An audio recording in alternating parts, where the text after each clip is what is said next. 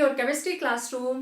प्यारे बच्चों, आज हम शुरू करने वाले हैं आपकी बुक का लास्ट चैप्टर और ये हम बिल्कुल बिगनिंग में पढ़ने वाले हैं। द रीजन बीइंग, अभी बहुत सारे बच्चे एडमिशन ले रहे हैं, राइट? तो मैं नहीं चाहती कि मैं फर्स्ट चैप्टर स्टार्ट करूं जो कि बहुत बहुत इंपॉर्टेंट है। तो हम एक जनरल सा सिंपल सा चैप्टर स्टार्ट करेंगे जब तक और बच्चे भी हमारे साथ जुड़ते जाएंगे, ठीक है? तो ये वो चैप्टर है जो छोटी क्लासेस से आप साइंस में पढ़ते आ रहे हो, हिंदी और इंग्लिश में इसके ऊपर एसेज लिखते आ रहे हो, है ना? पॉल्यूशन, प्रदूषण, ओके, बहुत अच्छे से आप इन सारी टर्म्स के बारे में जानते हो। लेकिन केमिस्ट्री की क्लास में हम क्या करने वाले हैं? Environmental pollution. तो here comes chemistry in what way? Let's see. Chemistry के अंदर हम इसको इंटीग्रेट करेंगे उन केमिकल रिएक्शंस के बारे में जो हमारे एनवायरनमेंट में हो रहे हैं, जो प्रोसेसेस आपने पढ़े हैं पहले छोटी क्लासेस के अंदर। अ लिटिल बिट डिटेल हम पिक करेंगे, थोड़ा सा डिटेल, ज्यादा नहीं, थोड़ा थोड़ा डिटेल उठाएंगे, ठीक है? तो without wasting any time let's start with ये पेपर में आने वाली चीजें। मोस्ट इंपॉर्टेंट, हम ये वीडियो क्यों बना रहे हैं? सो दैट आप लोगों का टाइम वेस्ट ना हो। पेपर में क्या आना है आपको साथ साथ बताते चलेंगे, ठीक है? तो बिल्कुल चैप्टर की बिगनिंग में कुछ एक डेफिनेशंस हैं और आपको पता है 1 या 2 नंबर का क्वेश्चन आता है तो उसमें बहुत लंबी डिटेल वाले क्वेश्चंस नहीं होंगे। तो ये मैंने इधर थोड़े से डेफिनेशंस पिक करके रखी हैं, उनको वन बाय वन हम बोर्ड पे भी लिखेंगे सो दैट आप इजीली उनको नोट कर सके। तो पहला डेफिनेशन है, व्हाट इज एनवायरमेंटल पॉल्यूशन? आप सभी जानते हो पॉल्यूशन क्या होता है। जिस वक्त हमारे एनवायरनमेंट की कंडीशंस नॉर्मल नहीं होती। अब पहली टर्म एनवायरनमेंट, ठीक है? एनवायरनमेंट हम किसको बोलेंगे? एनवायरनमेंट के अंदर दोनों फैक्टर्स आ गए, बायोटिक भी एंड एबायोटिक भी, ठीक है? बायोटिक मतलब बायोलॉजी, लिविंग। एबायोटिक मतलब नॉन लिविंग। नॉन लिविंग के अंदर सारे के सारे मटेरियल्स आ गए, सॉयल आ गई, और भी जितनी भी मटेरियलिस्टिक थिंग्स आप अपनी सराउंडिंग में देख रहे हो, फैक्ट्रीज हैं, ठीक है, लोगों के घर हैं, गाड़ियां हैं, व्हीकल्स हैं डिफरेंट टाइप के, तो ये सारे के सारे एबायोटिक। बायोटिक में क्या आ गया? बायोटिक में आ गए हमारे पास एनिमल्स, ह्यूमन बीइंग्स, एनिमल्स, मैं उसको एक में ही रखूंगी, और दूसरी आ गई हमारे पास वेजिटेशन, राइट? एक तरफ लिविंग बीइंग्स, उसमें ह्यूमन बीइंग्स भी आ गए, उसमें एनिमल्स भी आ गए, उसमें हर तरह के क्रिएचर्स, और दूसरा जो फैक्टर है vegetation, trees, plants, herbs, shrubs, everything, हर तरह की प्लांटेशन, ठीक है? तो ये सारे मिलके बनाते हैं एनवायरनमेंट, ओके? तो अब एनवायरनमेंट जिस वक्त नॉर्मल कंडीशंस में है, मींस ना तो एनिमल्स को कोई प्रॉब्लम हो रही है, ना ह्यूमन बींग्स को प्रॉब्लम हो रही है। लेकिन फिर क्या होता है, बाय चांस आपके लिविंग एरिया के आसपास कोई फैक्ट्री लग जाती है और वहां से गंदी सी बदबू आनी शुरू हो जाती है। कुछ दिनों के बाद आपको ऐसे लगता है कि अब हम जिस एयर में ब्रीथ इन कर रहे हैं थोड़ी दिक्कत आ रही है। मतलब आपके आसपास की हवा जो है उसकी जो प्योरिटी लेवल है वो गिर गया है, उसका स्तर गिर गया है। आप लोग न्यूज उसमें सुनते हो ना, जब न्यूज आती है शाम को तो वो अलग अलग हमारे इंडिया की मेट्रोपोल सिटीज की एयर की क्वालिटी बताते हैं, है ना? पीछे जैसे दिल्ली में आपने देखा था वेरी पुअर कंडीशन थी, लेकिन ड्यू टू कोविड जब ये व्हीकल वगैरह रोक दिए गए, ट्रांसपोर्टेशन रुक गई है, तो उस वजह से एयर की क्वालिटी इंप्रूव हुई है, ठीक है?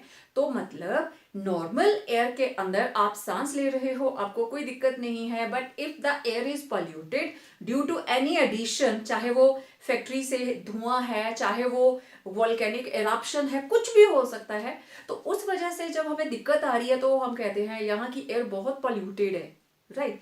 हमारे इंडिया के कुछ एक सिटीज हैं, उसमें लुधियाना भी एक नाम है, कि वहां का जो पोल्यूशन है बहुत ज्यादा है, ठीक है? दिल्ली में बहुत ज्यादा पोल्यूशन है, ठीक? तो इस तरीके से पोल्यूशन को ग्रेडिंग करने के लिए बहुत सी टेक्निक्स हैं। हम उनके बारे में बात करेंगे। तो पहली बात यह है, what is environmental pollution? Okay, it is the effect of undesirable changes. ये वो चेंजेस हैं जो अनडिजायरेबल है, हम नहीं चाहते हैं। हर कोई चाहता है साफ हवा में सांस लेना, लेकिन ड्यू टू वन और अनदर रीजन अगर कोई अनडिजायरेबल चेंज हो जाती है, कहां? In our surroundings. सराउंडिंग में क्या? Air, water, land, right? Air में, पानी में, या फिर लैंड में, सॉइल में, दैट हैव हार्मफुल इफेक्ट। अब ये जो अनडिजायरेबल चेंज है ना, it is having harmful effects किस पे? ह्यूमन बींग्स पे, एनिमल्स पे, प्लांट्स पे, as well as on materials. अब आप कहेंगे मटेरियल्स पे कैसे? आप सभी जानते हो ताजमहल का जो मार्बल है दैट इज बीइंग डिग्रेडेड, धीरे धीरे वो डिग्रेड हो रहा है due to pollution, due to acid rain, right? वहां के एरिया में क्योंकि बहुत सारी फैक्ट्रीज हैं, तो उसकी फैक्ट्री के धुएं से जो केमिकल्स हवा में जाते हैं, they are responsible for acid rain. Acid rain के बारे में हम आगे बात करेंगे, ठीक है? तो उसकी वजह से मटेरियल्स को भी प्रॉब्लम हो सकती है। तो वो अनडिजायरेबल चेंजेस हमारी सराउंडिंग में which have harmful effect on human beings, plant life, then animals as well as on materials, that is called environmental pollution. Simple, ठीक है? ओके, अब ये जो पॉल्यूशन है, देखो पॉल्यूशन या तो मैन मेड होगा या फिर नेचुरल। अब ये जो अनडिजायरेबल चेंजेस है ना, ये कौन सी हो सकती हैं? या तो ये मैन मेड होंगी या ये नेचुरल होंगी। हम नहीं चाहते कि कहीं पे ज्वालामुखी फटे, वॉल्केनिक इरप्शन हो, क्योंकि जिन कंट्रीज के अंदर, जापान में ज्वालामुखी फटते ही रहते हैं, तो जिन कंट्रीज के अंदर वॉल्केनिक इरप्शंस होती हैं, आपने बहुत सारी डॉक्यूमेंट्रीज देखी होंगी नेट के ऊपर, तो वहां का जो सॉइल है खराब हो जाती है, फ्लोरा फौना सब कुछ, प्लांट लाइफ खराब हो जाती है। अगर वो सी में जाता है तो सी लाइफ के ऊपर भी उसका इम्पैक्ट पड़ेगा। But it is natural, it is pollution but it is natural, क्योंकि वॉल्केनिक इरप्शन के साथ एक तो लावा बाहर निकलता है, मोल्टन मेटल्स होती हैं उसके अंदर, बहुत सारे मटेरियल्स होते हैं, इसके अलावा बहुत सारा धुआं उठता है, धुएं के अंदर बहुत सारे केमिकल्स रहते हैं, राइट? बहुत सारा मटेरियल, छोटे छोटे पार्टिकुलेट्स इधर उधर फैल जाते हैं। दूसरा है मैन मेड, कोई फैक्ट्री लगा दी, पानी में कपड़े धो दिए, तो ह्यूमन बींग्स के व्हीकल्स, उसकी वजह से पोल्यूशन क्रिएट हो गया। तो दो तरीके हैं, आइदर मैन मेड और नेचुरल, दोनों से ही अनडिजायरेबल चेंजेस होती हैं, means both lead to environmental pollution. Okay, अब इस एनवायरमेंटल पोल्यूशन को स्टडी भी तो करना है, ये बढ़ रहा है, घट रहा है, हमारे लिए यूजफुल है और हार्मफुल है। तो branch of science which deals with chemical phenomena occurring in environment is called environmental science। तो साइंस की बहुत सारी ब्रांचेस हैं। साइंस मतलब फिनोमिनास की स्टडी ही करनी है, लेकिन कौन से फिनोमिनास? जो हमारे एनवायरनमेंट में हो रहे हैं, either it is due to the addition of oxides of carbon, nitrogen, sulphur, और due to the addition of particulates, due to the addition of hydrocarbons, कोई भी केमिकल रिएक्शन जो हमारे एनवायरनमेंट में हो रही है, that is studied under the branch of science that is known as environmental science. तो देखो हमने दो डेफिनेशंस कवर कर ली, what is environmental pollution and what is environmental science. तो ये था एनवायरमेंटल पॉल्यूशन और ये रही एनवायरमेंटल साइंस। अब दो बहुत ही इंपॉर्टेंट हमारे पास डेफिनेशंस हैं, कंसेप्ट्स हैं, पॉल्यूटेंट एंड कंटेमिनेंट। अब इसके बारे में बात करते हैं। Now next term is pollutant. Okay, अच्छा देखो पॉल्यूटेंट है क्या, कहां से आते हैं ये? कई बार ऐसा होता है, आप अपने बैग को खाली करते हो, कितने सारे कागज उसमें से निकाल के ऐसे थ्रो कर देते हो गया पोल्यूशन क्रिएट, ठीक है? एनवायरमेंट को खराब किया ना, पॉलीथीन फेंक दिया, एनवायरमेंट को खराब किया। तो pollutant, these are the substances made by us, हम ही बनाते हैं, and even thrown by us, हम ही फेंकते हैं। कैसे? एज अ बेस्ड प्रोडक्ट, जिसकी हमें जरूरत नहीं, फेंक दिया। आप अपनी सराउंडिंग में देखना, घर से बाहर निकल के मोस्टली जब बारिश होती है तो हमारे एरिया की नालियों का क्या हाल होता है, पता नहीं वो इतना सारा पॉलीथीन कहां से आता है, हम लोग ही तो फेंकते हैं। तो pollutant made by us, human beings ने बनाए, used by us and even thrown by us, which pollute environment, जो एनवायरमेंट को पॉल्यूट करता है डायरेक्टली और इनडायरेक्टली इन वन वे और अदर। नालियां ब्लॉक हो जाती हैं, फिर वो गंदा पानी लोगों के घरों में जाना शुरू हो जाता है, वो पॉलीथीन चलता चलता कहीं हमारे खेतों में पहुंच रहा है, कहीं और वाटर बॉडीज के अंदर पहुंच रहा है। तो डायरेक्टली और इनडायरेक्टली हमने पहले उनमें से चीजें निकाल के तो खा ली, सब कुछ यूज कर लिया, लेकिन फिर अपने लिए मुसीबत मोल ले ली। ठीक है, तो pollutants, these are the substances made by us and even thrown by us as waste product. Okay. अब इसकी टेक्निकल डेफिनेशन देखिए, हम किस चीज को पॉल्यूटेंट कहेंगे। अब हम पॉल्यूशन पे आते हैं। When concentration of a substance already present in nature, this is very important. Pollutant पहले से ही नेचर में प्रेजेंट है। When concentration of a substance already present in nature or new substance increases to undesirable proportions, उसकी concentration इतनी ज्यादा बढ़ गई which is undesirable, जो हम नहीं चाहते थे, अनडिजायरेबल, कॉजिंग इतनी ज्यादा हो गई that it is causing danger to human beings, other animals और वेजिटेशन। उस इंक्रीज्ड कंसेंट्रेशन की वजह से डेंजर हो सकता है ह्यूमन बींग्स को, एनिमल्स को और वेजिटेशन को, मींस प्लांट्स को। तो उस पर्टिकुलर सब्सटेंस को हम क्या कहेंगे? पॉल्यूटेंट। ठीक है, जल्दी से स्क्रीनशॉट लीजिए। ओके, अब अगर हम आपसे पूछें कि बताओ भाई कौन कौन से पॉल्यूटेंट्स हैं जिनसे आपको लगता है कि पॉल्यूशन हो सकता है। देखो अभी हम ये बात नहीं कर रहे हैं एयर पॉल्यूशन टाइप्स पे, मैंने बात ही नहीं की, अभी जस्ट हम पॉल्यूशन को अंडरस्टैंड करने की कोशिश कर रहे हैं। ठीक है, तो बहुत सारे बच्चे मुझे जवाब देंगे, कुछ गैसेस का नाम लेंगे, गैसेस लाइक कार्बन मोनोऑक्साइड, ठीक है, then oxides of nitrogen and sulphur, ठीक है, जैसे नाइट्रोजन डाइऑक्साइड है, सल्फर डाइऑक्साइड है, एक्सेट्रा। ओके, तो गैसेस होंगी, कार्बन मोनोऑक्साइड है, ऑक्साइड्स ऑफ नाइट्रोजन है, ऑक्साइड्स ऑफ सल्फर है। देन कंपाउंड्स ऑफ मेटल्स, बहुत सारे मेटल के कंपाउंड्स एनवायरनमेंट को पॉल्यूट करते हैं। तो और कौन पॉल्यूटेंट हो सकते हैं? Compounds of metals like lead, lead को हम लिखते हैं पीबी के साथ। ठीक है, compounds of metals like lead, mercury, Hg।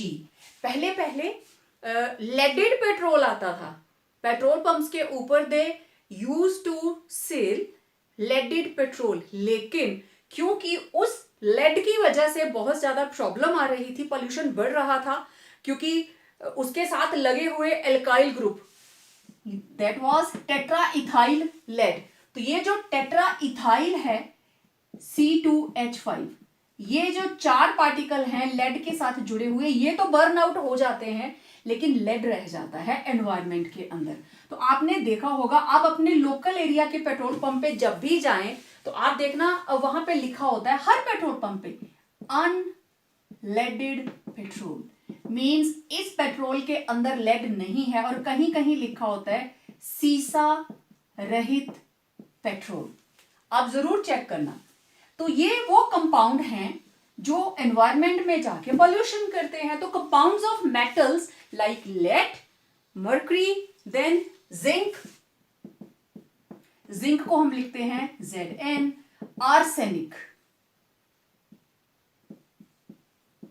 इसको हम लिखते हैं As, एक्सेट्रा। राइट, तो एक ये भी हमारे पास पॉल्यूटेंट्स हो गए। इसके अलावा अभी मार्च अप्रैल के मंथ में आपने अपने घरों की छत के ऊपर आंगन में येलो येलो सा पाउडर देखा होगा, राइट? क्या होता है वो? Yes, pollen grains. हमारी सराउंडिंग में जितनी भी प्लांटेशन है, जितने भी प्लांट्स लगे हैं पाइन्स के, हवा चलती है तो क्योंकि ये इनका ग्रोइंग सीजन रहता है, रिप्रोडक्टिव सीजन रहता है, तो वो पोलन ग्रेन्स विद एयर एक जगह से दूसरी जगह जाती हैं। तो वो येलो येलो सा powder, it is very much allergic to many people, sneezing and all, तो आपने देखा होगा। और मोस्टली उस हवा के बाद हल्की सी जब बारिश होती है तो वो पानी के ऊपर बिल्कुल ऐसे तैर रहा होता है। तो that is pollen grains. Pollen grains, इसकी वजह से जब हवा चलती है ना बहुत तेज से, तो ऐसे दिखता है कि तूफान चला हुआ, येलो येलो कलर हो जाता है। तो पोलन ग्रेन्स हैं। देन डस्ट, डस्ट भी तो पॉल्यूटेंट है, उसकी वजह से भी तो पॉल्यूशन होता है, ठीक है, डस्ट वाली तूफान चलते हैं। इसके अलावा वी आर हैविंग पेस्टिसाइड्स। हमारे खेतों में, जंगलों में, जहां पे भी हम पेस्टिसाइड्स को यूज करते हैं। देन डिटर्जेंट्स, ये भी तो सिंथेटिक है ना डिटर्जेंट्स, इनसे भी क्या होता है, पॉल्यूशन। तो पेस्टिसाइड्स हैं, डिटर्जेंट्स हैं। अच्छा, एक चीज और, तो ये डेफिनेशन आप लोग देख चुके हैं, राइट? तो चलो मैं यही लिख देती हूं, एक और हमारे पास है, that is radio active substances. तो जहां पे भी हमारे रेडियो एक्टिव सेंटर्स हैं, रेडियो एक्टिव सब्सटेंसेस, राइट? तो ये रेडियो ट्रांसमिशन वाला रेडियो नहीं है। जिस जगह के ऊपर हम रेडियो एक्टिव मेटल्स, यूरेनियम, ठीक है, उनको, जो पावर प्लांट्स हैं हमारे, वहां पे इनको यूज किया जाता है। और कई बार ऐसा होता है, ऐसे थ्रो कर दिया जाए तो it will lead to very very dangerous pollution. तो जहां पे भी इनको यूज किया जाता है, कोई टेस्टिंग होती है, तो वहां पे रेडियो एक्टिव सब्सटेंसेस को जमीन में बहुत नीचे करके डंप कर दिया जाता है। तो इनकी वजह से भी, रेडियो एक्टिव सब्सटेंसेस की वजह से भी पॉल्यूशन होता है। सो इट वाज पॉल्यूटेंट, ये रहा पॉल्यूटेंट। और ये डिफरेंट टाइप के पॉल्यूटेंट्स। अब हम बात करेंगे कंटेमिनेंट के बारे में। Now next is contaminant. ये डेफिनेटली एक न्यू टर्म होगी आप लोगों के लिए। कंटेमिनेंट और पॉल्यूटेंट काम दोनों का सेम है, पॉल्यूशन क्रिएट करना, एनवायरमेंटल पॉल्यूशन क्रिएट करना। लेकिन डिफरेंस क्या है? पॉल्यूटेंट ऑलरेडी नेचर में एग्जिस्ट करता है, इट इज ऑलरेडी प्रेजेंट। लेकिन contaminant which does not occur in nature, ये वो सब्सटेंसेस हैं जो नेचर में एग्जिस्ट नहीं करते। तो आए कहां से? But is introduced by human activity. कहां? Into atmosphere, and affecting its composition is known as contaminant. ठीक है, now these contaminants, these may or may not be harmful to human beings and plants. जरूरी नहीं कि हर contaminant बहुत danger create करेगा, कुछ कम करेंगे, कुछ बहुत ज्यादा करेंगे। सबसे बेस्ट एग्जांपल आप लोगों ने न्यूज में सुना होगा, बहुत सारी डॉक्यूमेंट्रीज देखी होंगी नेशनल ज्योग्राफिक चैनल के ऊपर या डिस्कवरी के ऊपर। एक नाम आपने सुना होगा, that is Bhopal gas tragedy. अब ये ट्रेजेडी क्या थी? इन 1984 एमपी, मध्य प्रदेश के अंदर भोपाल है, आपको पता है सबको। आपने बहुत सारे एसेज जब आप लिखते हो उसमें भी आप मेंशन करते हो। तो 1984 में what happened at union carbide factory, ये फैक्ट्री का नाम है, और वहां पे कुछ केमिकल्स बनते हैं। फैक्ट्री के अंदर शाम का टाइम था, तो उसमें से एक कंटेनर में से एक गैस रिलीज हुई, and that was methyl isocyanate. Short में इसको बोला जाता है मिक, मिथाइल आइसोसायनेट। ये वहां पे लीक हुआ, ठीक है, methyl isocyanate leaked in union carbide factory. killed many people. बहुत से लोग इससे मर गए, बहुत से लोगों की हालत खराब हो गई और इंडियन गवर्नमेंट ने यूनियन कार्बाइड का जो मालिक है उसके ऊपर केस किया हुआ है। और कुछ टाइम पहले, ठीक है, कुछ टाइम पहले, this is 2021, few years back, 2 और 3 ईयर्स बैक, हम वो केस काफी क्लोज थे उस केस के कि जो इसका मालिक है उसको इंडिया बुलाया जाए, जितना नुकसान हुआ है लोगों का उसकी भरपाई की जाए। लेकिन ये प्रोसीजर्स बहुत लंबे चलते हैं। बट द सफरर्स, सिर्फ एक इस केमिकल की वजह से बहुत सारे लोगों की आंखें खराब हो गई, बहुत से लोग मारे गए वहां पे। और अब ये जो मिथाइल आइसोसायानेट है, मैं इसको कंटेमिनेट क्यों बोलूंगी, क्योंकि हमारी एयर के अंदर ये नेचुरली एग्जिस्ट करता ही नहीं। 2 सब्सटेंसेस के आपस में रिएक्ट करने पर ये गैस बनती है, ये कंपाउंड बनता है। तो उस फैक्ट्री में इस केमिकल को यूज करके कोई और केमिकल बनाया जाता था। तो ये किसी कारणवश, किसी की लापरवाही से लीकेज हो गई, धीरे धीरे करते करते वो काफी लोगों की जान चली गई। तो ये नेचर में तो नहीं था, कहां से आया? Yes, due to human activity. Factory में बना, भाई गॉड ने थोड़ी ना बना के भेजा, भगवान ने तो ऑक्सीजन बनाई है, ठीक है, ऑक्सीजन बनाई है जिसमें हम सांस ले रहे हैं। लेकिन methyl isocyanate, this is not good for human beings. तो ये तो ह्यूमन एक्टिविटी से ही बना ना, तो that is why it is known as contaminant. ठीक है, तो आपको क्लियर हो गया होगा पोल्यूटेंट और कंटामिनेंट का डिफरेंस क्या है। काम दोनों का सेम, वो भी पोल्यूशन क्रिएट करता है, ये भी पोल्यूशन क्रिएट करता है। कुछ टाइम पहले दिल्ली में भी ऐसा हुआ था कि एक फैक्ट्री से लीकेज हो रही थी, बहुत सारे स्कूल के बच्चे बीमार हो गए। तो दैट पर्टिकुलर केमिकल जो दिल्ली की फैक्ट्री में रिलीज हुआ, that is also regarded as contaminant. तो कोई भी ऐसा केमिकल सब्सटेंस जो नेचर में तो एग्जिस्ट नहीं करता, but due to human activity it leads to environmental pollution, उसकी कॉम्पोजिशन जब बढ़ जाती है, it leads to environmental pollution and that will be regarded as contaminant. तो मैं आप लोगों से बात कर रही थी मिथाइल आइसोसाइनेट के बारे में। I was talking about Bhopal gas tragedy. तो this was the chemical, this is methyl isocyanate, right, it was methyl isocyanate. Well, एक और केमिकल सब्सटेंस है, that is pyro sulphuric acid. Chemically it is H2S2O7। Nature के अंदर ये acid exist नहीं करता, it does not exist in nature, right. During the formation of sulphuric acid, जब हम सल्फ्यूरिक एसिड बनाते हैं तब ये बनता है, राइट। तो ये दोनों ही MIC and pyro sulphuric acid दोनों ही टॉक्सिक हैं, हार्मफुल हैं एंड ह्यूमन एक्टिविटी से बनते हैं, नेचर में एग्जिस्ट नहीं है, therefore they are regarded as contaminant.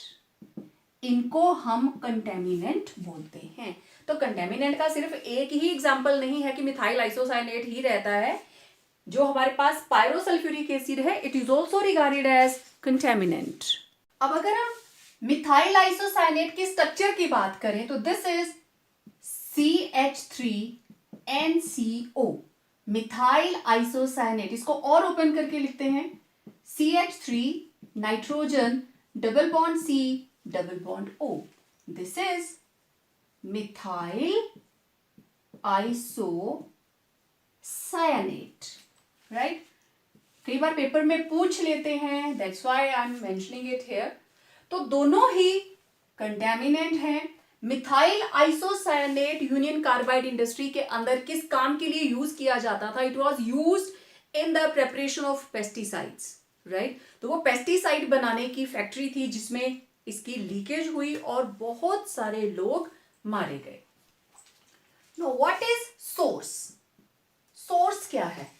Source आपको पता है, स्रोत, जहां से पोल्यूटेंट या कंटेमिनेंट एनवायरमेंट में एंटर करेगा that is called source. The site from which pollutants और कंटेमिनेंट्स केम, जहां से ये आते हैं, इज कॉल्ड सोर्स. और देखो हर पॉल्यूटेंट और कंटेमिनेंट का कोई ना कोई सोर्स जरूर होगा. Every pollutant originates from a source. और सोर्स का पता होना बहुत जरूरी है. अगर हमें पॉल्यूटेंट के सोर्स का पता चल जाता है तो हम उस पॉल्यूटेंट को एलिमिनेट होने से रोक सकते हैं. It helps to develop methods to eliminate pollutants. ठीक है, हम इन पॉल्यूटेंट्स को कंट्रोल करने का तरीका सोच सकते हैं. मान लीजिए यहां पे कोई फैक्ट्री है. ठीक है, ये कोई फैक्ट्री है. फैक्ट्री में यहां चिमनी लगी है जिसका धुआं पॉल्यूशन क्रिएट कर रहा है. ओके, हमें पता चल गया कि इस फैक्ट्री के धुएं में एक पर्टिकुलर केमिकल है जो हमारे आसपास के वेजिटेशन को, हमारे फॉरेस्ट को खराब कर रहा है. सोर्स पता चल गया. अब क्या करना है? या तो फैक्ट्री बंद करें या कोई तरीका ढूंढें कि वो पॉल्यूटेंट बाहर ही ना आए. तो क्यों ना इस सिंपल सी धुएं वाली चिमनी को हम एक इससे रिप्लेस कर दें.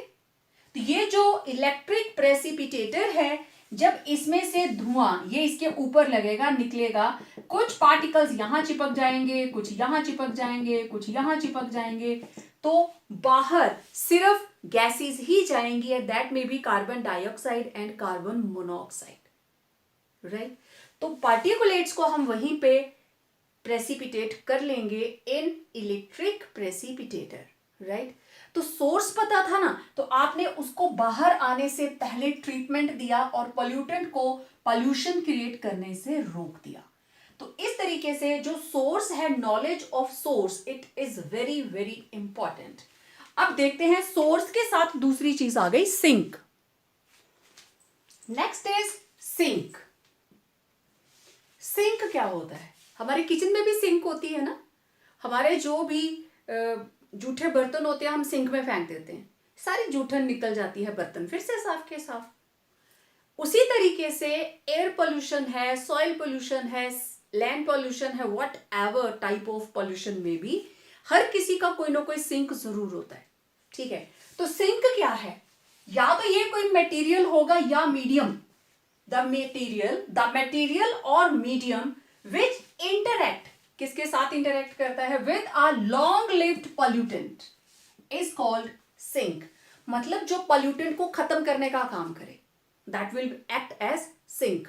सबसे best example marble. It acts as a sink for atmospheric sulphuric acid. Marble है तो सिंक, लेकिन अगर मार्बल की बिल्डिंग है वो तो खराब हो जाएगी. ठीक है ना, but it is a sink. ये एटमॉस्फेरिक सल्फ्यूरिक एसिड को खत्म कर देता है, क्योंकि वो भी तो एक तरह का हमारे पास पॉल्यूटेंट रहता है. तो केमिकल रिएक्शन क्या होता है इसमें? ये रहा मार्बल, राइट, कैल्शियम कार्बोनेट, और उसके साथ रिएक्ट किया सल्फ्यूरिक एसिड, और ये कहां से आया? एटमॉस्फेयर से.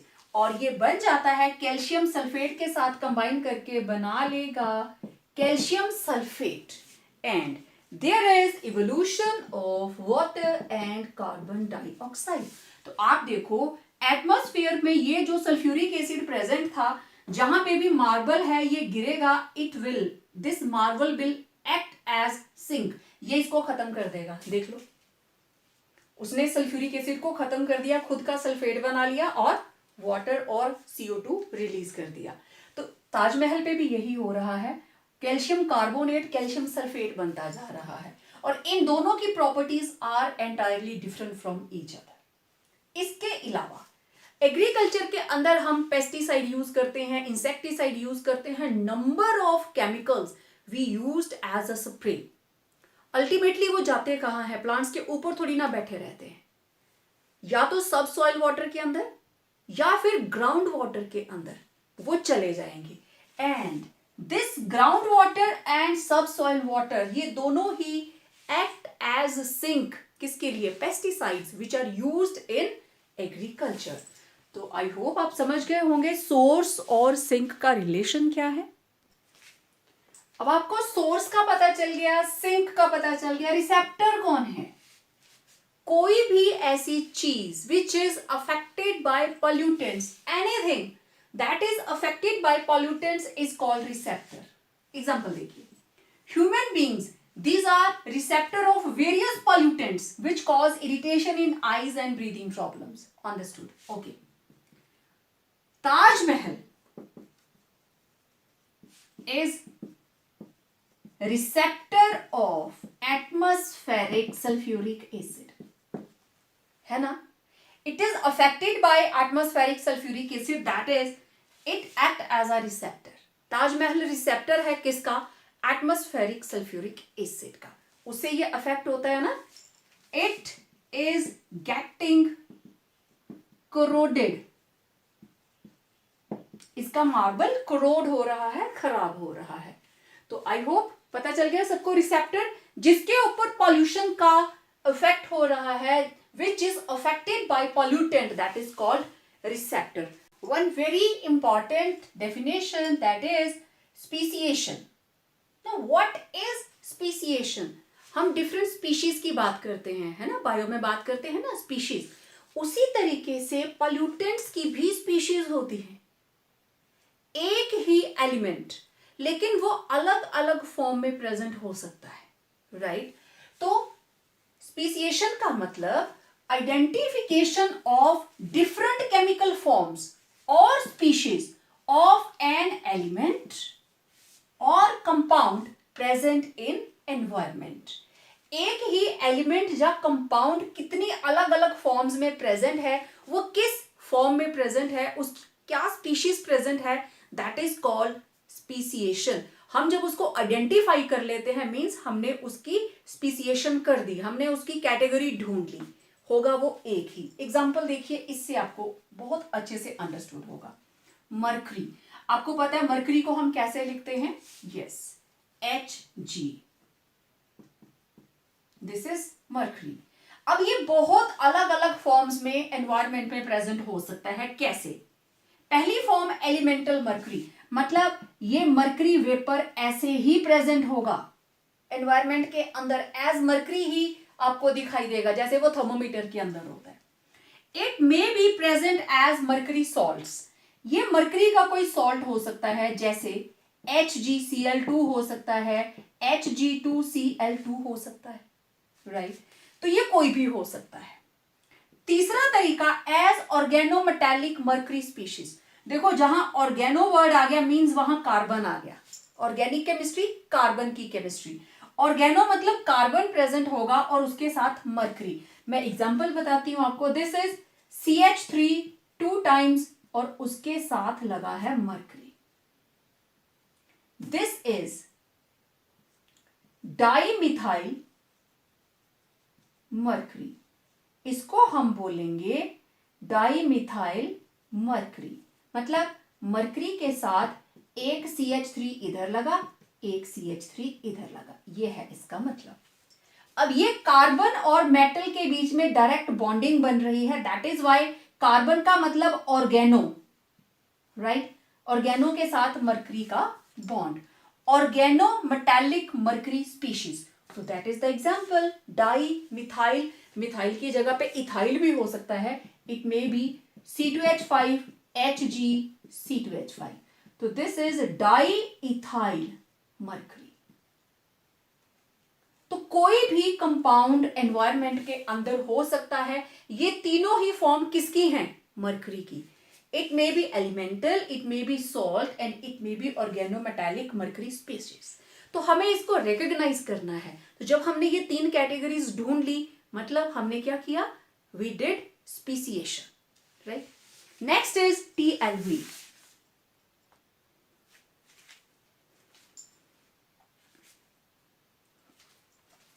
Now, last definition is TLV. It is threshold limit value. हमें कैसे पता चलेगा कि एयर पोल्यूटेड हो चुकी है? कोई ना कोई तो वैल्यू होगी ना. तो what is threshold limit value? वो कौन सी लिमिट है जिसमें रहने पर हमें कोई नुकसान नहीं हो सकता, और उसको किस तरीके से डिटेक्ट किया जाता है? देखिए, this indicate permissible limit of a pollutant in environment to which a healthy worker is exposed during 8 hours a day और 40 आवर्स अ वीक।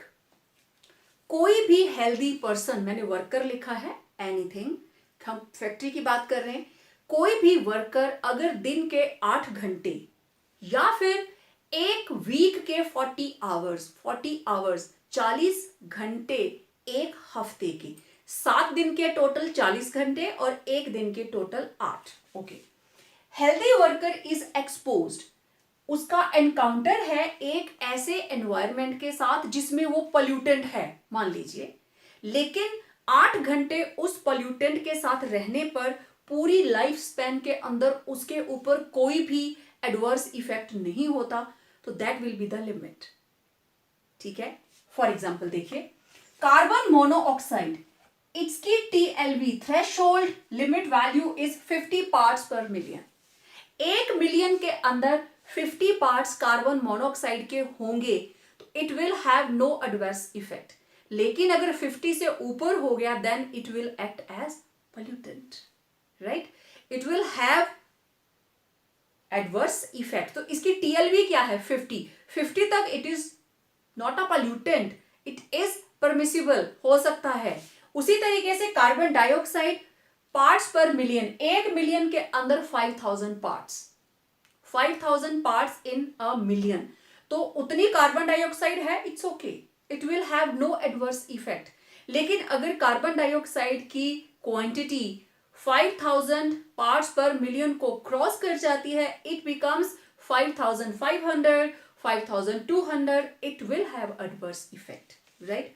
इसी तरीके से अब देखो, इनकी तो बहुत ज्यादा है, लेकिन फॉस्जीन COCl2, इसका मैं स्ट्रक्चर बना के दिखा देती हूँ, C++OCl, this is phosgene, it is poisonous gas, warfares के अंदर इसको यूज करते हैं। और देखो इसकी TLV कितनी है, just 0.1 parts per million, 1 million के अंदर 0.1, इतनी कम क्वांटिटी भी होगी तो इसकी एडवर्स इफेक्ट जो है वो स्टार्ट हो जाएगी। 0.1 से 0.2 हुआ मतलब उसके पार्ट्स डबल हो गए, तो एडवर्स इफेक्ट बहुत ज्यादा होगा। तो this is threshold limit value. हम कैसे निकालते हैं? हम ये एक्सपेरिमेंट किया जाता है, इसको स्टडी किया जाता है कि एक हेल्दी पर्सन क्या ऐसे एनवायरनमेंट के अंदर 8 घंटे 8 आवर्स स्पेंड कर सकता है। और अगर हम 1 वीक का उसका ऑब्जर्वेशन लें, he has to spend 40 hours in the same environment.